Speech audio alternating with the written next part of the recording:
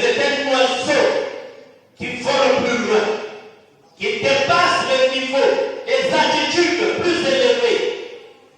Par là où même passent les avions à 1 km d'altitude, l'aigle dépasse. Et c'est le seul qui peut vivre dans les 3 espaces de temps. L'aigle peut vivre au ciel, l'aigle peut vivre sur la terre, l'aigle peut vivre dans les eaux.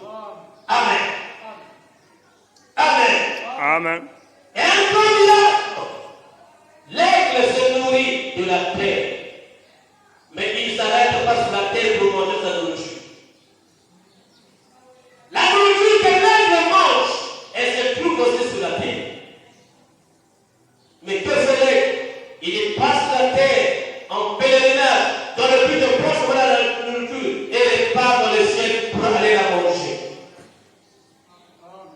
C'est le type d'un véritable chrétien. Un véritable chrétien ne vit pas en dépendant du monde, mais il va aller prendre l'argent de le monde pour venir vivre et manger dans le royaume de Dieu. Amen. Un véritable fils de Dieu, il part du monde. Il va au travail, que ce soit la menuiserie, que ce soit au marché. Il souffre là-bas, les insultes dans les bus, la musique est capaceuse.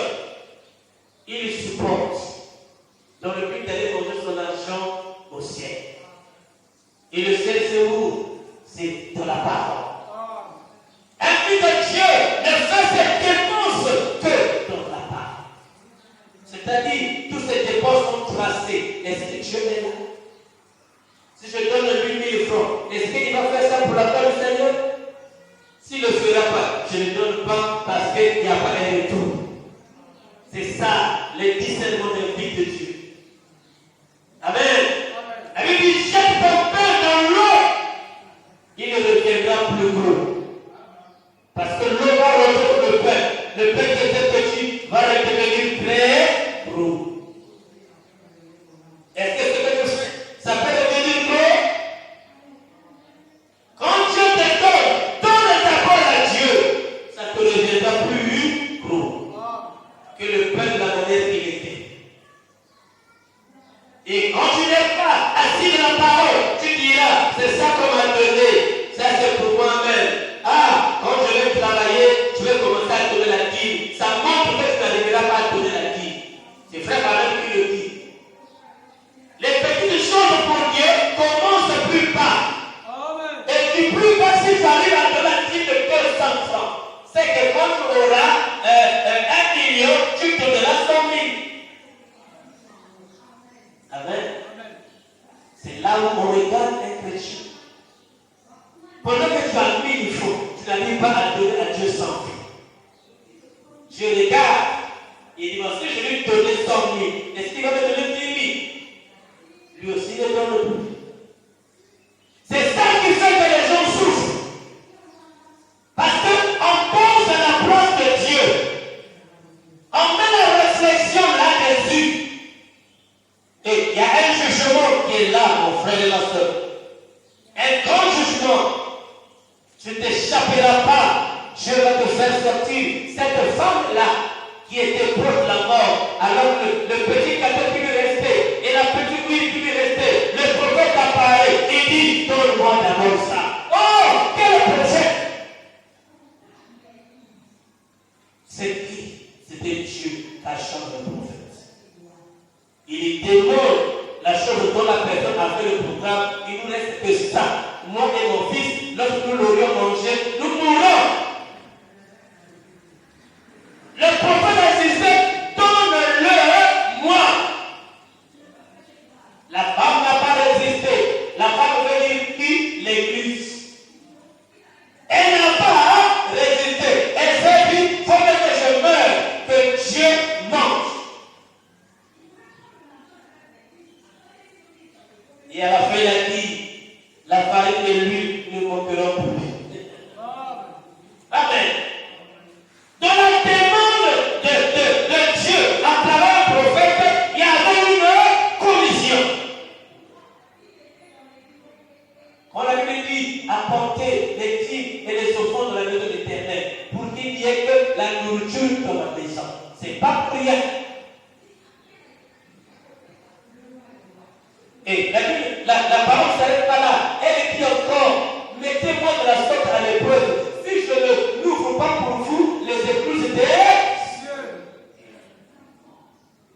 Si je ne réponds pas pour vous, les bénédictions on a. Frère Madame dit, c'est le verset par lequel Dieu s'est engagé à la race humaine. Dieu s'est engagé. Dieu a fait un défi avec l'homme. Et l'homme abandonne, il se regarde en lui. Il a des soucis uniquement pour lui-même. Mais notre Dieu a laissé le trône. Il est tombé sur la terre avec son fils Jésus. Il a sacrifié son fils, l'unique fils qui pouvait le faire. C'est ça l'amour éternel. Amen.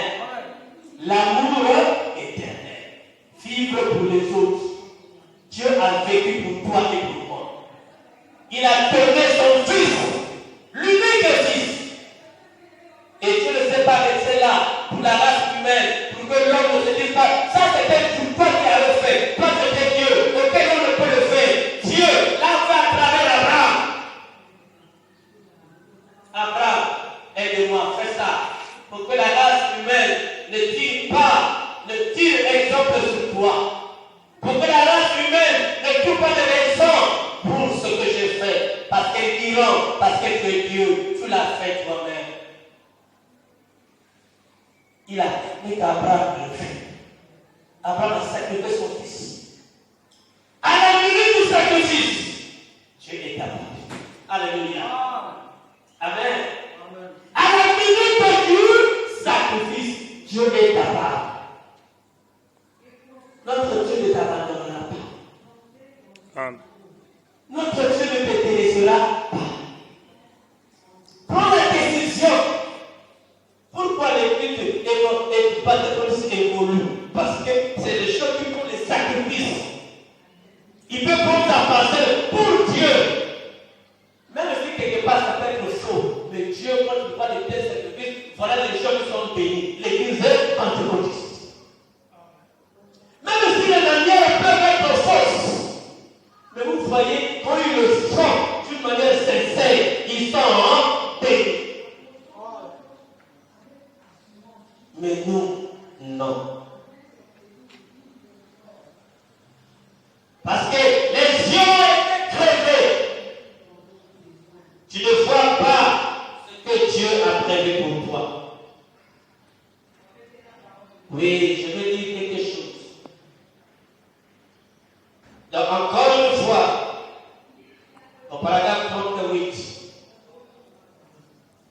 il se tenait là, alors il s'est mis à se rappeler ses erreurs. Qui se tenait là? Samson. Pendant qu'il se regardait, les yeux étaient crevés. Pendant qu'il se regardait, la chevelure avait été rasée. Pendant qu'il se rasait, toutes les forces étaient parties. Il se tenait là. Et il commençait à regarder ses erreurs. Peut-être j'avais fait mal. Peut-être j'avais insulté quelqu'un. Peut-être. Voilà la commission et la confession que cet homme de Samson avait faite. Et cette confession a tiré Dieu. Amen. Amen. Écoutez. Il se rappelait alors qu'il s'est mis à se rappeler ses erreurs. Là où il s'était écarté du droit chemin.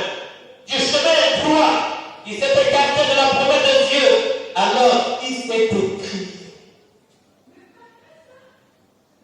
Alors il s'est écrié. Seigneur, fais une vengeance de mes yeux. Pourquoi a-t-il fait cela? Il savait qu'il y avait une possibilité. Pourquoi Samson avait fait cela? Il savait qu'il y avait une possibilité. Il n'a pas dit que c'est fini pour moi. La chevelure que Dieu lui avait donnée, les 7 ans de l'église avaient été rasés. Les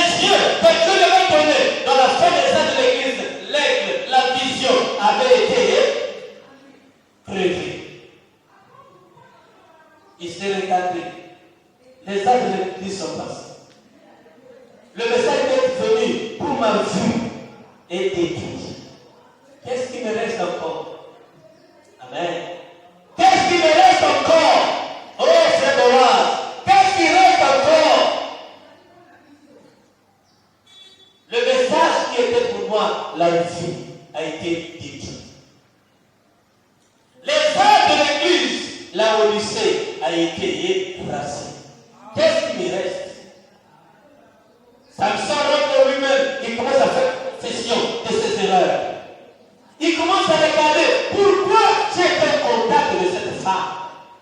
Seigneur, pardonne-moi. Pourquoi j'ai fait ceci? Pourquoi j'ai fait cela? Et Branham lui dit, quand il a regardé là où il s'était écarté du droit chemin, il y a un droit chemin que Dieu t'avait légué, mais tu t'es écarté de ce droit chemin. Dieu t'a dit de faire ceci, mais tu ne le fais pas. Tu t'es écarté de tes chemins. Et quand tu es écarté de tes chemins, Dieu est resté dans ce chemin. Ce n'est pas à Dieu de quitter ton chemin de te suivre. Non, c'est à toi de repartir dans ce chemin-là pour que tu le récupères.